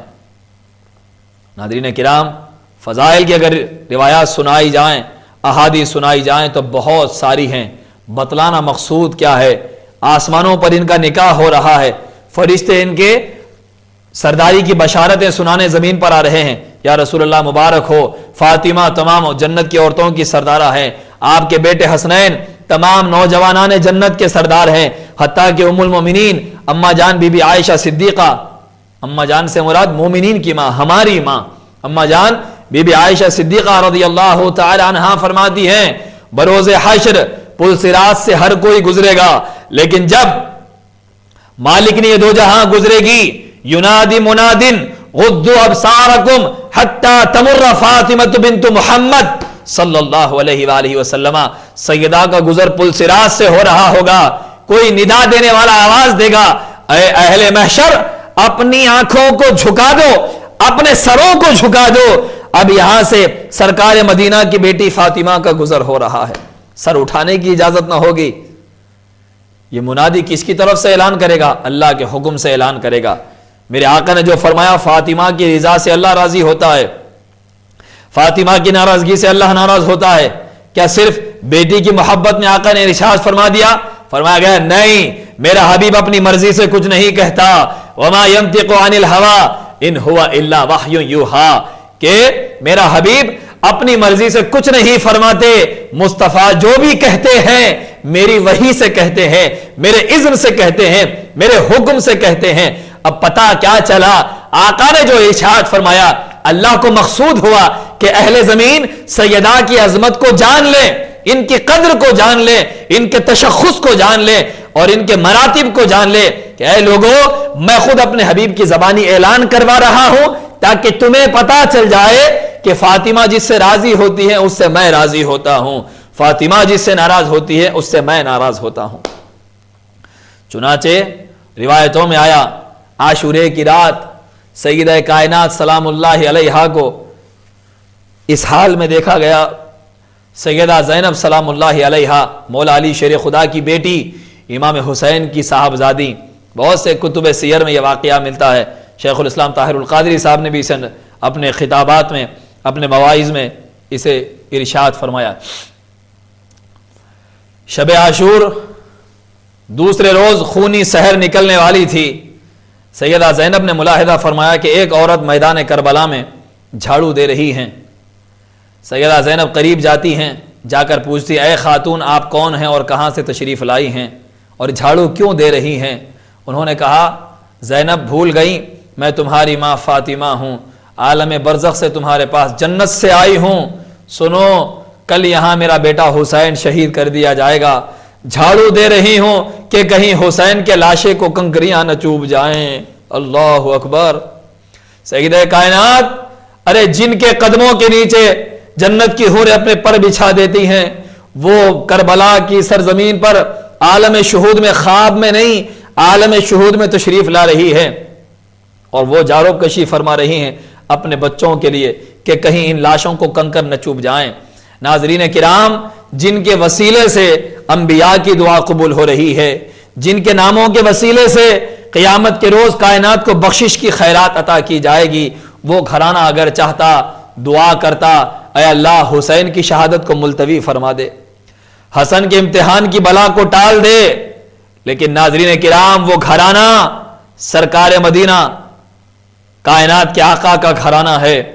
بچپن ہی سے یہ خبر مشہور ہے حسین نبی کے گود میں کھیل رہے ہیں اور میرے آقا دعا فرماتے، آقا اشکبار ہوتے ہیں، ام سلمہ تشریف لاتی ہیں، عرض کرتی ہیں یا رسول اللہ صلی اللہ علیہ وسلم میرے آقا رو رہے ہیں، کیا سبب ہے آپ کے رونے کا؟ میرے آقا نے کہا ام سلمہ ابھی جبریل آئے تھے، خبر دی مجھے کہ میرے بیٹے کو حسین کو میری ہی امت قتل کر دے گی، بھوک اور پیاس کے عالم میں میرے بیٹے کو شہید کیا جائے گا، اور اس مقام کی مٹی لا کر دیے ہیں، وہ مٹی عطا کر دی، ام سلمہ کو مٹی دی، دے کر فرمایا اے ام سلمہ اذا تحولت هذه التربة دما فاعلمی ان ابنی قد قتلا، اے ام سلمہ اس مٹی کو دیکھتی رہنا، جس روز یہ مٹی بدل کر خون بن جائے گی سمجھ جانا میرا بیٹا حسین شہید کر دیا گیا، میرا حسین دنیا میں نہ رہا، تم جان لینا۔ پتا چلا میرا نبی غیب دان نبی ہے، 50 سال بعد واقعہ ہونے والا ہے، نگاہ نبوت دیکھ رہی ہے، میری امہات المؤمنین میں سے میری ازواج مطہرات میں سے ام سلمہ اس وقت زندہ رہیں گی، اسی لیے میرے غیب دان نبی نے ام سلمہ کو مٹی عطا کی ہے۔ اس دن سے ام سلمہ کا معمول تھا روزانہ اس مٹی کو دیکھا کرتے تھے۔ ناظرین کرام، بچپن سے یہ خبر مشہور تھی، علی کے شیر حسین ابن علی کو کربلا میں شہید کیا جائے گا، حتیٰ کہ جنگ صفین سے واپسی کے موقع پر مولا علی شیر خدا کا گزر کربلا سے ہوا، کربلا میں خیمے نصب کیے گئے، مولا علی شیر خدا نے اپنے اصحاب اپنے آوان اور انصار سے مولا علی شیر خدا نے فرمایا یہاں میری اہل بیت کے ہماری عورتوں کے خیمے لگائے جائیں گے، یہاں حسین کا خیمہ ہوگا، یہاں اس کا بیٹا شہید کیا جائے گا، یہاں میرا پوترا شہید ہوگا، یہاں حسین کے اصحاب شہید کیے جائیں گے۔ مولا علی نے ایک ایک مقام کی نشاندہی فرمائی۔ اندازہ لگائیں اس گھر کو رب قدیر نے پل پل کی خبر دی، چپے چپے کی خبر دی، لیکن کبھی دست علی اٹھتے نہیں مولا حسین کی شہادت کو ملتوی کر دے، کبھی دست مصطفیٰ نہیں اٹھتے مولا میرے نواسے کی شہادت کو بخش دے، میرے حسین اور حسن کے امتحان سے ان کو بری فرما دے۔ کبھی سیدہ نے یہ دعا نہیں کی مولا ان کی شہادت کو ملتوی فرما دے۔ جب کبھی خانوادہ نبوت کے دست دراز ہوئے اللہ کی بارگاہ میں دعا کے لیے اس کربلا اور شہادت کے تئیں بس یہی دعا کی گئی، مولا میرے حسین کو کربلا میں ثابت قدم رکھنا، میرے کنبے کو کربلا میں استقامت عطا کرنا، میرے کنبے کو مولا استقلال عطا کرنا، ان کو ثابت قدم رکھنا۔ نبی نے دعا کی میرے نواسے کو ثابت قدم رکھنا، علی نے دعا کی میرے جانشین کو ثابت قدم رکھنا، سیدہ نے دعا کی میرے لال کو ثابت قدم رکھنا۔ تو ناظرین کرام سبب کیا تھا؟ دعا یہی ہو رہی ہے ثابت قدم رکھنا، ثابت قدم رکھنا، ثابت قدم رکھنا۔ کیوں؟ اگر ان کی شہادت ملتوی ہو جائے تو پھر دین کو کون بچائے گا؟ ایسا موقع دین پر آنے والا تھا، نہ سرکار صدیق اکبر ہوں گے، نہ فاروق اعظم ہوں گے، نہ عثمان و علی ہوں گے، نہ بوذر و سلمان ہوں گے، نہ ابو ہریرہ ہوں گے، نہ اس وقت عباس بن عبد المطلب ہوں گے، نہ حمزہ ہوں گے، نہ جعفر ہوں گے، نہ عقیل ہوں گے، حتیٰ کہ حسن مجتبی بھی نہ ہوں گے، نہ سلامتی کی دعائیں کرنے والی فاطمہ زہرا ہوں گی، نہ علی ہوں گے، کوئی نہیں ہوگا اسلام کی سربلندی کے لیے۔ بس ہوگا یہ باطل تخت اسلامی پر آ کر بیٹھ جائے گا، غاصبانہ انداز میں بغیر مسلمانوں کے اتفاق سے قبضہ کر کے باطل آ کر بیٹھ جائے گا ناجائز طریقے سے۔ یزید پلید بدبخت لعنتی عیاش شرابی زانی بے نمازی جوا کھیلنے والا، جس عورت سے زنا کرتا اس کی ماں کے ساتھ زنا کرنے والا بدبخت لعین، اسلام کے تخت خلافت پر جو بڑا ہی مقدس تخت تھا، جس پر صدیق اکبر جلوگر ہوئے، فاروق اعظم جلوگر ہوئے، عثمان و علی جلوگر ہوئے، امام حسن مجتبی علیہ السلام 6 مہینے تک جس پر جلوگر رہے، 30 سالہ خلافت راشدہ کا اختتام ہوا، اس کے بعد بنو امیہ کے دور کا آغاز ہوا، اور ایک فاسق و فاجر آ کر یزید بدبخت اس تخت پر بیٹھ گیا۔ ہونا کیا تھا؟ ناظرین کرام، امیر جو مقرر کیا جاتا ہے مسلمانوں کے انتخاب سے مقرر کیا جاتا ہے، ناجائز طریقے سے امیر بن کر بیٹھ گیا۔ دوسرا یہ معصیت میں امیر کی اطاعت نہیں کی جاتی، ایک تو غاصبانہ امیر بن کر بیٹھا اور لعنتی بدبخت تھا، گنہگار کی تو اطاعت ہی قبول نہیں کی جاتی، لیکن وہاں معاملہ یہ تھا جو اس کو امیر المؤمنین نہ مانے اسے قتل کر دیا جاتا، زندہ جلا دیا جاتا، عورتوں کے ساتھ زنا کیا جاتا۔ یزید کی حکومت میں اعلان ہو گیا جو یزید کی حکومت کو نہ مانے، امیر المؤمنین نہ مانے، اسے قید کر دیا جائے گا، اس کے بچوں کو مار دیا جائے گا۔ بالآخر امام حسین علیہ السلام۔ ناظرین کرام، اب اس وقت دینست حسین، اس کا مفہوم بیان کر رہا ہوں۔ دین کھڑا ہے یہ دیکھنے کے لیے کہ میری بقا کے لیے اب کون کھڑا ہوگا۔ ایک طرف دنیا ہے، یزید کے پاس دنیا ہے، اقتدار ہے، حکومت ہے، تخت ہے، اسلحہ ہے، فوج ہے، ہتھیار ہے، دنیا ساری کی ساری سج دھج کے یزید کے ہاتھ میں کھڑی ہوئی ہے، اور ایک طرف دین کھڑا ہوا ہے۔ دین دیکھ رہا ہے کہ میری حمایت میں کون کھڑا ہوگا۔ بڑے بڑے صحابہ بھی ہیں، تابعین ہیں، علماء ہیں، محدثین ہیں، لیکن ہر کسی کو اپنی جان کی پڑی ہوئی ہے۔ اسلام رخصت کی اجازت دیا ہے، اگر جان پر بات آ جائے زبانی طور پر جھوٹ کہنے کی اجازت اسلام نے دی ہے۔ بڑے بڑوں نے اس رخصت کو اختیار کیا، بھائی اپنی جان بچا لو، اپنے کنبے کا ایمان بچا لو۔ ہر کوئی اندھا دھن یزید کے گورنروں کے ہاتھ پر بیعت کرنے لگا۔ شام والوں نے بیعت کر لی، یمن والوں نے بیعت کر لی، مصر والوں نے بیعت کر لی، نجد والوں نے بیعت کر لی یزید کے نام پر۔ اندھا دھن جان کے خوف سے سارے لوگ بیعت کرتے جا رہے ہیں۔ دین دیکھ رہا ہے، خدا کا دین کھڑا ہے، شریعت کھڑی دیکھ رہی ہے، ایک فاسق لعنتی کو تخت اسلام پر لا کر بٹھایا جا رہا ہے. دین کی عمارت اب منہدم ہونے والی ہے. اگر کوئی اسے سہارا نہ دے, اگر کوئی دین کو اب پناہ نہ دے, قیامت تک کے لیے دین محمدی ختم ہونے والا ہے. اب نہ نماز رہے گی, نہ روزہ رہے گا, نہ شریعت رہے گی, نہ قرآن رہے گا. جھوٹ اور سچ کا امتیاز ختم ہو جائے گا, حق و باطل کے فرق کا خاتمہ ہو جائے گا. دین کا گلا گھونٹا جا رہا ہے, دین کی حمایت میں اٹھنے والا کوئی نہیں ہے. چند نفوس عبداللہ ابن عمر, عبداللہ ابن زبیر اور حسین ابن علی علیہ السلام, تین ذوات مقدسہ نے یزید کی بیعت سے انکار کر دیا. وصیت تھی یزید کو, عبداللہ ابن عمر تو مسجدوں میں رہنے والا صوفی آدمی ہے, اس کو نہیں مارنا. عبداللہ ابن زبیر سے لڑائی ہوگی, کاٹ کر ٹکڑے کر دینا. حسین ابن علی یہ شیر ہے, حسین ابن علی, ان کی بیعت سے انکار تجھے نقصان پہنچا سکتا ہے. تو ناظرین کرام, امام عالی مقام کو مدینے میں اب مسلسل ٹارچر کیا جانے لگا. یزید کے والد امیر معاویہ کے انتقال کے بعد یزید کی فوج گھر پر آئی امام کے پاس. امام سمجھ گئے کہ یزید کے باپ کا انتقال ہو گیا ہے, اب یزید کے نام پر بیعت لی جائے گی. امام نے کہا وقت دو, مجھے تھوڑا وقت دو. امام نے بیعت نہ کی.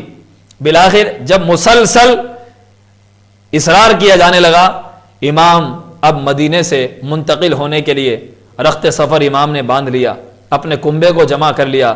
اب سمجھ گئے امام اب مدینے میں یہ یزیدی چین سے رہنے نہ دیں گے, اب مدینہ امام کو چھوڑنا پڑے گا. ناظرین کرام, اندازہ لگائیں کیا گزری ہوگی اس شہزادہ رسول پر, کیا گزری ہوگی قلب امام حسین پر. وہ مدینہ جسے حسین کے نانا نے مدینہ بنایا ہے, جو پہلے یثرب تھا, ہجرت کر کے جس شہر کو منور نور والا مدینہ منورہ حسین کے نانا نے بنایا ہے, جہاں کے قبرستان کو بقی جنت البقی حسین کے نانا نے بنایا ہے, جس بیماریوں کے شہر کو شفا والا شہر حسین کے نانا نے بنایا ہے, آج اسی نواسے کو وہ شہر چھوڑنے پر مجبور کیا جا رہا ہے. سید الشیوخ میرے دادا پیر حضرت سید عمر قادری رحمت اللہ تعالی علیہ المتخلص بخلیق رحمت اللہ علیہ ارشاد فرماتے ہیں, مدینے سے شہ کرب و بلا مکے کو آتے ہیں, اجازت لینے کو نانا کے اب روزے پہ جاتے ہیں.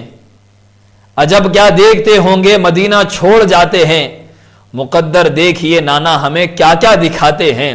خلیق اس واقعے سے قبل روتے تھے رسول اللہ, خلیق اس واقعے کے قبل روتے تھے رسول اللہ, انہی کی پیروی میں ہم بھی اب آنسو بہاتے ہیں.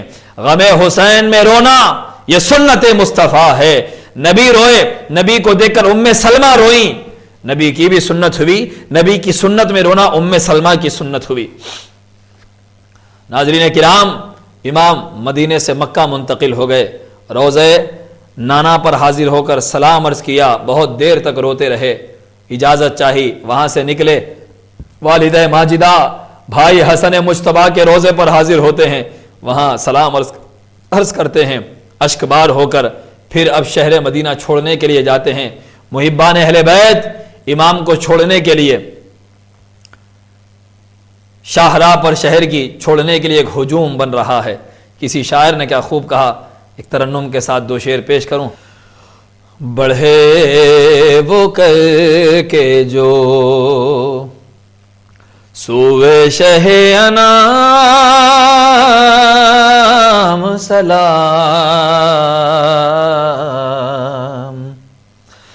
بڑھے وہ کر کے جو سوئے شہ انام سلام.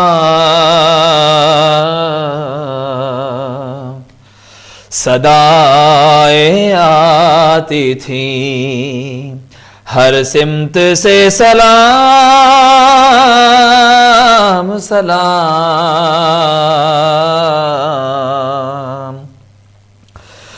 بڑا ہجوم تھا طیبہ کی پہلی منزل پر, امام کو رخصت کرنے اہل مدینہ آ کھڑے ہو گئے کہ نبی کا شہزادہ جا رہا ہے. بڑا ہجوم تھا طیبہ کی پہلی منزل پر، کھڑے تھے راہ میں کرنے کو خاص و عام سلام،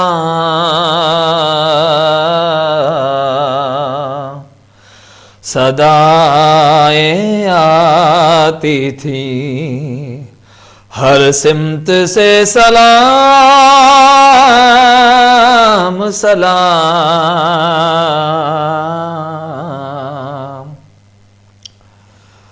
ایک درد بھرا منظر محبان اہل بیت کی نگاہیں دیکھ رہی ہیں۔ بس مکے سے مدینہ سے مکہ کی طرف امام منتقل ہو رہے ہیں، ساتھ چند نفوس جا رہے ہیں۔ امام مکہ میں قیام پذیر ہوئے، یزیدی لشکر نے دیکھا امام کو نہ پایا، یزید کو اطلاع دی، کہا تعاقب کیا جائے۔ مکہ میں امام کو چین سے رہنے نہ دیا گیا۔ مکہ میں خطوط آئے امام کو کوفہ والوں کی طرف سے کہ ہم یزید کی بیعت سے منحرف ہو رہے ہیں، یا ہم یزید کی بیعت نہیں کرتے، آپ فوراً کوفہ تشریف لا لیں۔ بالآخر طے کیا، بہت سارے خط آئے، ایک کے بعد ایک خط آتے گئے۔ امام کو مجبور ہو کر جانا پڑا کہ اگر میں نہ جاؤں کل اللہ کی بارگاہ میں سوال ہوگا۔ لوگ آپ کی نصرت اور حمایت کے لیے، دین کی سربلندی کے لیے، اعلاء کلمت الحق کے لیے موقع تھا، اس کے باوجود محض کوفے والوں کے دھوکے باز ہونے کے سبب میرا نہ جانا عذر نہیں ہوتا۔ اللہ کی بارگاہ میں مجھ سے سوال کیا جائے گا۔ امام ایک شرعی امر کے تحت اور ایک باطل طاقت سے اسلامی حکومت کو اور تخت خلافت کو پاک کرنے کے لیے امام نے رخت سفر باندھا۔ اس سے پہلے امام مسلم گئے، جا کر انہوں نے خط لکھا کہ 18,000 لوگوں نے میرے ہاتھ پر بیعت کر لی ہے۔ امام کو جانا پڑا، امام تشریف لے گئے۔ حضرت عبداللہ ابن عباس رضی اللہ تعالیٰ عنہ نے مشورہ دیا کہ امام اپنے گھر والے کم سے کم عورتوں کو تو کنبے کو ساتھ لے کر نہ جائیں۔ امام نے کہا میں جنگ کرنے کے لیے نہیں جا رہا ہوں، میں پرامن طریقے سے کوشش کی جائے گی کہ پرامن طریقے سے بغیر جنگ و جدال کے اسلامی نظام کو پاک کیا جائے گا۔ بالآخر امام نے اپنے بچوں خواتین کے ساتھ مٹھی بھر جانثاروں کے ساتھ آپ نے کوفہ کی طرف روانگی اختیار فرمائی۔ ناظرین بڑا درد بھرا لمحہ تھا۔ ملاحظہ فرمائیں، حسین کے نانا نے جب پہلی جنگ کی 313 تھے، احد میں 700 تھے، تعداد بڑھتی گئی حتیٰ کہ فتح مکہ کے موقع پر 10 سے 11,000 تھے۔ اسلام کی سرحدیں دور فاروقی میں حجاز سے اسپین تک، ساؤتھ افریقہ سے چائنا تک جا چکی ہیں۔ بالآخر ہو کیا رہا ہے، امام رخصت ہو رہے ہیں، ساتھ چلنے والے صرف 72، حق کے لیے لڑنے کے لیے امام کا ساتھ دینے والے صرف 72۔ ایک عجیب موقع دیکھا گیا، کسی کہنے والے شاعر نے کہا کہ کوئی سلما، کوئی میسم، کوئی بوزر نکلے، جو بھی نکلے وہ مقدر کے سکندر نکلے، یہ جو اصغر کو لیے ٹہل رہے ہیں رن میں، مار دے خاک پہ ٹھوکر تو سمندر نکلے۔ ارے مال اسلام نے بانٹا تو ہزاروں آئے، مال غنیمت تقسیم کیا گیا، مال اسلام نے بانٹا تو ہزاروں آئے، خون اسلام نے مانگا تو 72 نکلے، خون اسلام نے مانگا تو 72 نکلے۔ جب دین کی سربلندی کے لیے، دین کو بچانے کی گھڑی آئی، کتنے ہیں جو امام علی مقام کے ساتھ کھڑے ہیں؟ شیعہ ابی طالب میں اسلام محصور ہوتا ہے، وہاں بھی اسلام کے مؤیدین مٹھی بھر تھے، اور آج پھر جب دین پر خطرہ آ گیا، دین کو بچانے کی نوبت آئی، امام کے ساتھ صرف 72 دکھائی دیتے ہیں۔ ناظرین کرام، امام کوفہ کے لیے روانہ، بالآخر ہوا یہ، امام کو روک دیا گیا۔ وہ تفصیلات ہیں ساری، میں فلسفہ دینست حسین کا بیان کر رہا ہوں۔ آپ کے اور میرے خواجہ نے دین حسین ہیں، دین کی پناہ حسین ہے، کیوں بیان فرما، وہ عرض کرنے کی سعادت حاصل کر رہا ہوں۔ اسلام کھڑا سب کو دیکھ رہا ہے، مدینے میں ہر کوئی دروازہ بند کر رہا ہے، رخصت کے نام پر یزید کے ہاتھ پر بیعت ہو رہی ہے۔ دین کی پناہ آج کہیں نہیں ہے، دین بڑے بڑوں کے دروازوں کو دیکھ رہا ہے، ہر کوئی اپنے کنبے کے ایمان بچانے کی خاطر، اپنا ایمان بچانے کی خاطر ہر کوئی بیعت کرتا چلا جا رہا ہے، باطل کو امیر المؤمنین مار رہا ہے، تخت خلافت پر باطل کو گوارا کر رہا ہے، بیعت کی جا رہی ہے، ہر کوئی یزید کو امیر المؤمنین مانتا چلا جا رہا ہے۔ بالآخر اسلام کی نگاہیں چند نفوس پر کھڑی ہو گئی جنہوں نے اعلاء کلمت الحق کا عظیم فریضہ انجام دیا۔ ان میں ایک سب سے نمایاں نام جو دکھائی دیا وہ امام، آپ کے اور میرے آقا امام حسین علیہ السلام، امام مدینہ سے مکہ ہجرت فرمائے، دین حسین کے ساتھ مکہ میں آ گیا۔ امام مکے سے کوفہ کے لیے روانہ ہوئے، سفر میں دین امام کے پیچھے پیچھے جا رہا ہے کہ ہاں اب میرے بچنے کی ایک صورت ہے، وہ حسین ابن علی کی استقامت، حسینی جرت، حسین کی شہادت اب مجھے بچا سکتی ہے۔ اگر امام علی مقام صلح کر لیتے ہیں، دین کا گلا کھٹ جاتا ہے، دین کی موت واقع ہو جاتی ہے۔ ناظرین کرام، امام تشریف لے گئے، کربلا میں روک دیا گیا، 7 محرم سے پانی بند کر دیا گیا، ہر کوئی پانی پی سکتا ہے، نبی کے اہل بیت پانی نہیں پی سکتی، بس تقاضا کیا جا رہا ہے حسین بیعت کرو، بیعت کرو، بیعت کرو۔ میرا امام کہتا ہے نہیں کرتا، نہیں کرتا، نہیں کرتا۔ ایک لعنتی عیاش زانی کو بحیثیت خلیفۃ المسلمین حسین ہرگز گوارا نہیں کرتا۔ دوسروں نے کیا، عذر تھا، رخصت اختیار کی، جنہیں رخصت اختیار کرنی تھی انہوں نے رخصت اختیار کر لی۔ نبی کا گھرانہ ہمیشہ عزیمت اختیار کرتا ہے۔ اپنے کنبے کو لٹتا ہوا دیکھ رہے ہیں امام علی مقام، کہا کہ نو کمپرومائز، اس معاملے میں کوئی کمپرومائز نہیں، بس دین کی نگاہ نبی کے گھرانے پر ہے۔ یہ گھرانہ اگر قربانی دیتا ہے میری زندگی بچ سکتی ہے، میرا چلن، میرا وجود قیامت تک قائم رہ سکتا ہے۔ دین کی نگاہ اب کربلا میں کھڑی نبی کے گھرانے کو دیکھ رہی ہے۔ ناظرین کرام، کچھ لمحوں کے لیے کربلا کو اپنے نگاہوں کے سامنے لائیں، اپنی چشم تصور کو واہ فرمائیں، دیکھیں نبی کا گھرانہ مٹھی بھر کھڑے ہیں، ادھر عمرو بن سعد ہزاروں کا لشکر لے کر، یزید کا مؤید، یزید کا غلام کھڑا ہے ہزاروں کا لشکر لے کر۔ کیا بزدلی ہے، 72 سے لڑنے کے لیے ہزاروں 2000 4000 5000 تک یزیدی لشکر پہنچ چکا ہے، پہرے بٹھا دیے گئے۔ بزدلو، نبی کی آل سے لڑنے کے لیے بھی آئے ہو، پانی بھی بند کر رہے ہو، ذرا پچھلی تاریخ بھی دیکھو، جنگ صفین میں کیا ہوا تھا۔ یزید کے والد تھے حضرت امیر معاویہ تھے، ادھر مولا علی کا لشکر تھا، صفین کا معرکہ ہو رہا ہے، اور ادھر نہر کے کنارے علی کی فوج کھڑی ہے۔ علی نے اعلان کیا کہ لوگوں، معاویہ کا لشکر ہماری جان لینا چاہتا ہے، وہ جب تک لڑے اپنے دفاع میں لڑو، تلوار کا جواب تلوار سے دو، لیکن اگر وہ لوگ ان میں سے کسی کو پیاس لگے اور کوئی فوجی اپنی تلوار میان میں ڈال لے تو تم بھی اپنی تلوار میان میں ڈال لو، اسے پانی پینے کے لیے راستہ دے دو، نہر پر جانے دو، پانی پینے دو۔ یہ نبی کا گھرانہ ہے۔ ناظرین کرام، بس ایک ہی جنریشن بدلا، ایک ہی نسل بدلی۔ یزید کے والد سے جنگ ہوئی تھی، علی نے پانی فراہم کر دیا۔ آج اسی صحابی کے بیٹے یزید بدبخت کی طرف سے فرمان جاری کر دیا گیا کہ ادھر پانی بند کر دیا جائے نبی کے گھرانے پر۔ کتنے افسوس کی بات ہے، بزدلی کی انتہا ہے، ظلم کی بھی انتہا۔ حضرت الطاف صمدانی علیہ رحمہ فرماتے ہیں، لائق تعظیم ہے وہ صاحب توقیر ہے، دو جہاں میں جس کو حاصل نسبت شبیر ہے۔ ارے ظلم کی بھی انتہا ہے، صبر کی بھی انتہا، خشک ہونٹوں پر تبسم اور گلے میں تیر ہے۔ میدان کرب و بلا میں دین دیکھ رہا ہے، ادھر بے دینی کی انتہا ہو رہی ہے، ظلم کی انتہا ہے، فسق و فجور کی انتہا ہے۔ حسین کا قصور کیا ہے؟ صرف اتنا کہ لعنتی کو خلیفہ نہیں مان رہے ہیں۔ نہ حسین نے معاذ اللہ خدائی کا انکار کیا، نہ رسول کا انکار کیا، نہ دین کا انکار کیا۔ ارے یہ تو دین کا علم بردار بن کر کھڑا ہے۔ یزید بے دینی کی دعوت دے رہا ہے، حسین جنت کی دعوت دے رہے ہیں۔ امام علی مقام نے بارہا کہا، دیکھو اگر یہ لوگ مجھ سے بیزار ہیں، مجھے جانے دو، میں واپس مدینہ چلا جاؤں گا۔ اس بنا پر نہیں کہ اپنی جان بچانے کو، امام نے کہا نہیں، کل قیامت کے دن کوئی یزیدی یہ عذر پیش نہ کرے، اے اللہ اگر حسین کہہ دیتے مجھے جانے دو تو ہم جانے دے دیتے، وہ تو حسین ڈٹ کر کھڑے تھے، مجبوراً قتل کرنا پڑا۔ میرا امام اتمام حجت کر رہا تھا یہاں پر۔ امام علی مقام ہر راہ کو، ہیلے کو ختم کر رہے تھے کہ کہیں کل قیامت کے دن یزید یہ نہ کہہ دے اللہ کی بارگاہ میں حسین نے ہم کو جانے کے لیے نہ کہا، اگر وہ جانا چاہتے تو ہم چھوڑ دیتے۔ امام نے کہا اگر یہ لوگ مجھ سے بیزار ہیں مجھے جانے دو۔ انہوں نے کہا نہیں، بیعت کرو، بیعت کرو، بیعت کرو۔ میرے امام نے کہا ہرگز نہیں کر سکتا۔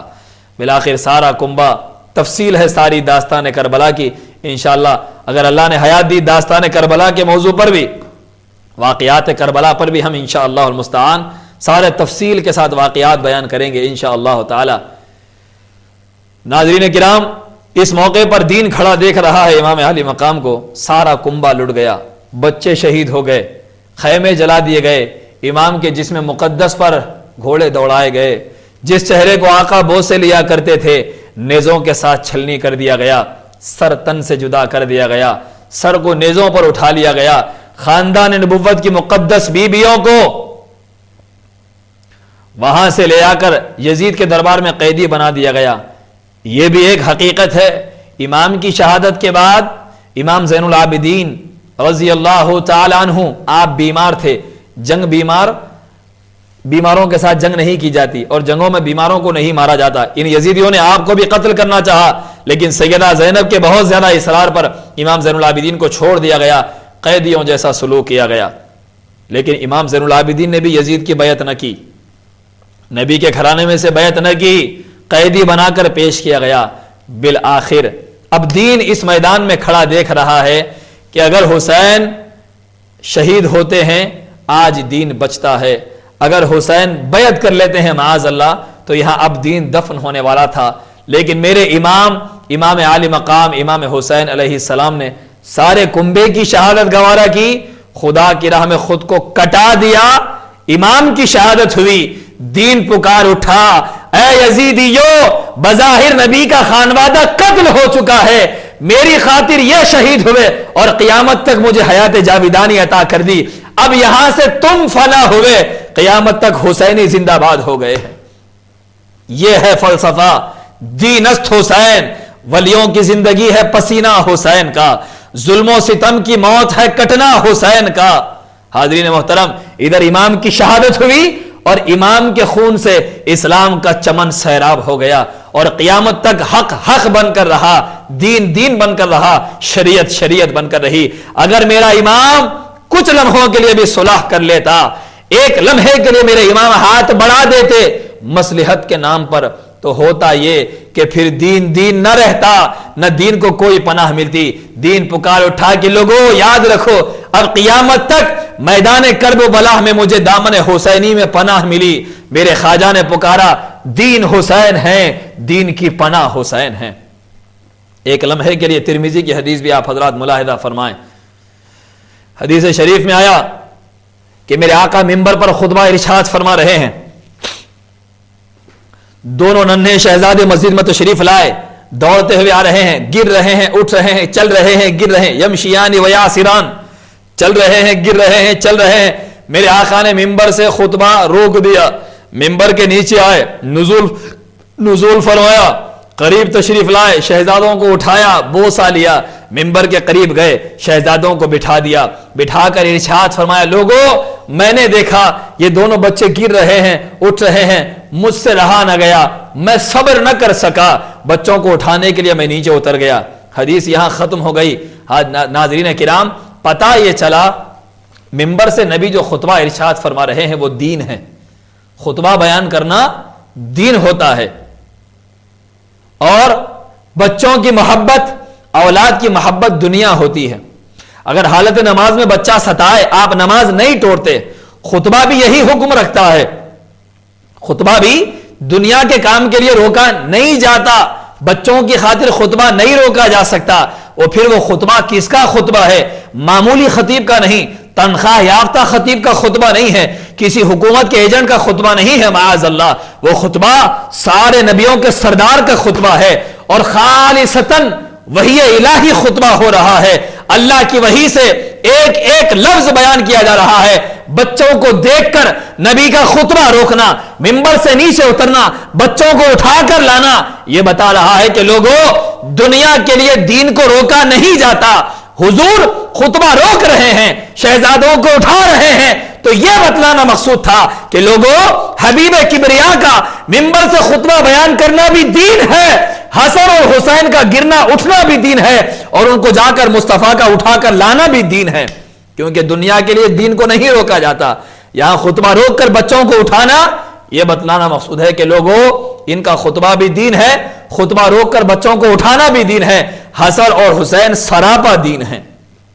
کیوں کہ یہ دین کی سربلندی بننے والے ہیں، دین کو زندگی دینے والے ہیں، یہ ان شہزادوں کا وجود، ان کا کھیلنا کودنا بھی دین ہے، ان کا کھیل کود بھی دین ہے۔ یقیناً ان کا کھیل کود بھی دین ہے. ایک مرتبہ حدیث پاک میں آیا آقا صلی اللہ علیہ وآلہ وسلم دو شہزادے کشتی لڑ رہے ہیں. سرکار نے دیکھا, دیکھ کر فرمایا امام علی مقام امام حسین علیہ السلام کو فرما رہے ہیں بیٹے حسین ایسا داؤ لگاؤ, حسن کو ایسے گراؤ, ادھر سے ہاتھ ڈالو, یہ داؤ اختیار کرو, یہ پیچ دو. کسی نے پوچھا یا رسول اللہ آپ صرف حسین کی حمایت کر رہے ہیں؟ صرف حسین کی؟ غالباً امام حسین ہی کی حضور تائید فرما رہے, دو میں سے ایک شہزادے کی. یا رسول اللہ صرف حسین کی حمایت کر رہے ہیں, دوسرے شہزادے کو آپ کیوں داؤ نہیں بتلا رہے ہیں؟ سرکار نے فرمایا حسین کی حمایت میں کر رہا ہوں, حسن کی حمایت جبریل کر رہے ہیں. فرمایا ہائے ہائے ہائے ہائے, ارے وہ گھرانہ جن کے بچوں کے کھیل کود میں فرشتوں کا سردار شامل ہو جاتا ہے, ان کے سراپا دین ہونے میں کیا تامل کیا جا سکتا ہے؟ حدیث پاک میں آیا سرکار سجدے میں ہوتے, شہزادے پشت پر سوار ہو جاتے. ایک حدیث آئی ہے کہ میرے آقا نے ارشاد فرمایا سرکار سجدے میں ہیں. نسائی کی حدیث ہے, عبداللہ ابن مسعود اس حدیث کے راوی ہیں کہ سرکار سجدے میں تھے. کان نبی صلی اللہ علیہ وسلم یصلی فاذا سجدا وصب الحسن والحسین, سجدے میں سرکار گئے, حسنین کریمین دونوں نبی کی پشت پر آ گئے.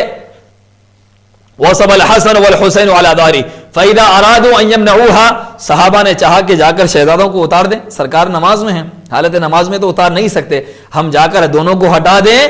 اشار الیہم ان دعوہما,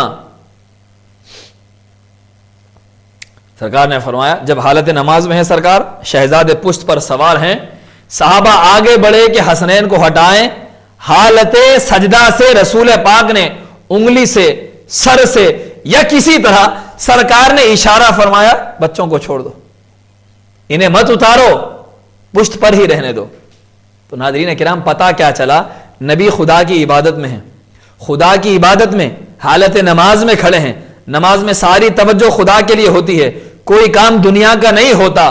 پھر نبی حالت سجدہ میں حسنین کو سوار ہونے بھی دے رہے ہیں اور دوسروں کو روک رہے ہیں. تو پتہ کیا چلا یہ شہزادے وہ شہزادے ہیں جو سر سے لے کر پیر تک خدا کا دین ہیں, اس کے سوا کچھ نہیں ہے.